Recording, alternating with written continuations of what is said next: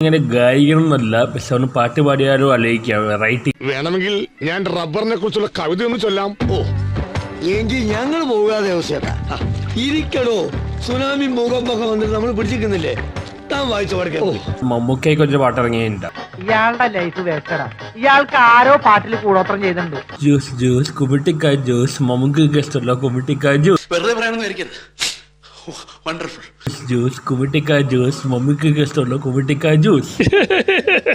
ലാലേട്ടന്റെ പണ്ടത്തെ പടമുണ്ട് ഹോങ്കോങ്ങിനെ കുറിച്ച്. ഞാനൊരു കാര്യം പറഞ്ഞേക്കാം. ഇയാൾ ഇതിനകത്ത് കിടന്ന് ഇനി എന്തെങ്കിലും മിണ്ടിയ ഞാൻ ഇയാളുടെ വായിക്കാത്ത എന്തെങ്കിലും കുത്തിക്കയറ്റി. സ്വർഗത്തിൽ കയറിയിടും ഞങ്ങൾ ഹോങ്കോങ് തെരുവുകളിൽ. ഒരു 8 മുഴം വയറ് കിട്ടുമോ? ഒരു തരി ബാക്കി വെച്ചിട്ടില്ല സാറേ. വേണ്ട, ഒരു 8 മുഴം കയറ് കിട്ടുമോ? എനിക്കൊന്ന് തൂങ്ങിച്ചാവാൻ. Hong Kong Hong Kong Hong Kong. എലിവിഷം വേണ്ട, ഏൽക്കില്ല. നല്ല പന്നിപ്പടക്കം വാങ്ങിക്കുക, ഈ സാധനത്തിന്റെ വായിലിട്ട് പൊട്ടിക്കുക, കൊല്ലുക. ഒരു പാട്ടുണ്ട്. സ്വന്തമേ രാത്രിയിൽ ഒതുങ്ങൂ ശിവ കൊണ്ടുവാ.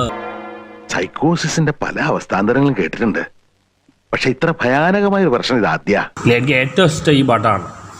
ജ്യൂസ് ജ്യൂസ് ജ്യൂസ് കുമിട്ടിക്ക ജ്യൂസ്, മമ്മൂക്ക് ഇഷ്ടമല്ല കുമിട്ടിക്ക ജ്യൂസ്.